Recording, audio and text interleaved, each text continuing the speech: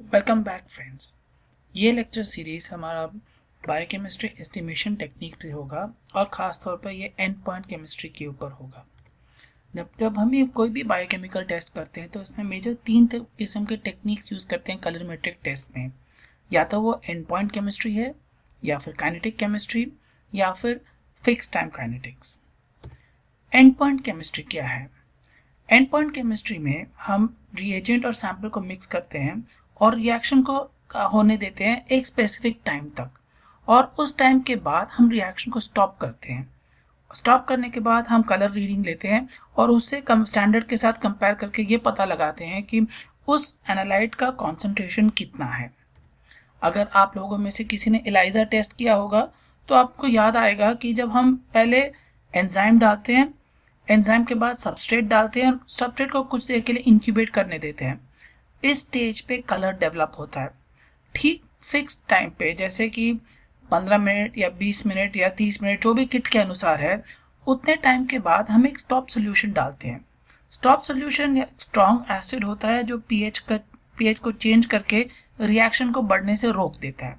इससे हम एक स्टॉप सोल्यूशन डाल के रिएक्शन को रोकते हैं।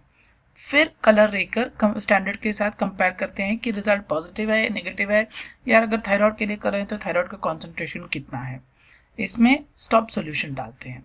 ये एंड पॉइंट केमिस्ट्री है, क्योंकि हमने रिएक्शन को रोका है और रोकने के बाद देखा है कि कितना कलर डेवलप हुआ है। ग्लूकोज एस्टिमेशन और प्रोटीन एस्टिमेशन भी एक किस्म का एंड पॉइंट केमिस्ट्री है। हम इसको रोज बायोकेमिस्ट्री में करते हैं और आपने ऑब्जर्व किया होगा कि इसमें स्टॉप सॉल्यूशन अलग से डलता नहीं है। तो किस तरीके से इसको हम एंड पॉइंट केमिस्ट्री बोलते हैं? जब हम प्रोटीन एस्टिमेट करते हैं, सीरम में प्रोटीन एस्टिमेट करते हैं, तो हम बायूरेट्स टेस्ट करते हैं, जिसमें प्रोटीन को बायूरेट्स रिएजेंट के साथ रिएक्ट करते हैं। प्रोटीन बायूरेट्स रिएजेंट के साथ रिएक्ट करके एक पर्पल कलर देता है। 5 मिनट के अंदर जितने भी प्रोटीन सैंपल में है वो बायूरेट्स रिएजेंट के साथ रिएक्ट करके कलर दे देता है। अब 5 मिनट के बाद जितना भी टाइम दो, कोई प्रोटीन बचा नहीं है जो कि बायूरेट्स रिएजेंट के साथ रिएक्ट करेगा, इसलिए 5 मिनट के बाद कलर बढ़ता नहीं है। अब आप 5 मिनट के बाद रिएक्शन रीडिंग लो या 10 मिनट के बाद रीडिंग लो, कोई फर्क नहीं पड़ेगा, क्योंकि कोई प्रोटीन बचा ही नहीं बायूरेट्स रिएजेंट को रिएक्ट करने के लिए। तो ये एक किस्म का एंड पॉइंट केमिस्ट्री है, क्योंकि फाइनल कलर के बाद कोई कलर बढ़ नहीं रहा है। Come to glucose estimation. Normally जब ग्लूकोज एस्टिमेट करते हैं तो हम जीओडी पीओडी मेथड यूज करते हैं। इसमें ग्लूकोज को हम जीओडी ग्लूकोज ऑक्सीडेज के साथ रिएक्ट करते हैं, जिससे H2O2 बनता है। H2O2 फिर परऑक्सीडेज के साथ रिएक्ट करके नेसेंट ऑक्सीजन प्रोड्यूस करता है। ये नेसेंट ऑक्सीजन डाई के साथ रिएक्ट करता है 4 अमाइनो एंटीपायरिन और एक पिंक कलर देता है, जिसको हम स्टैंडर्ड के साथ कंपेयर करके सैंपल में कितना ग्लूकोज है उसका एस्टिमेशन करते हैं। नाउ जो रिएजेंट हम यूज करते हैं जीओडी पीओडी मेथड में, उस रिएजेंट में जीओडी जो है, ग्लूकोज ऑक्सीडेज जो है, बहुत ज्यादा मात्रा में है।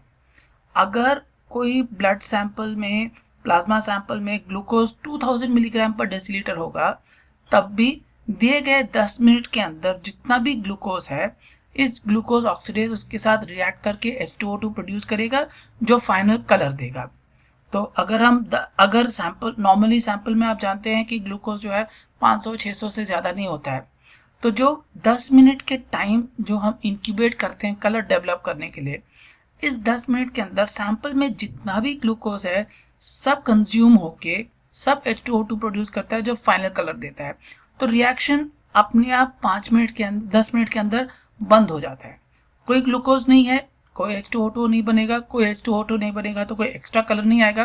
तो एक तरीके से रिएक्शन फाइनल में जाकर रुक जाता है। तो ये भी एक किस्म का एंड पॉइंट केमिस्ट्री होता है।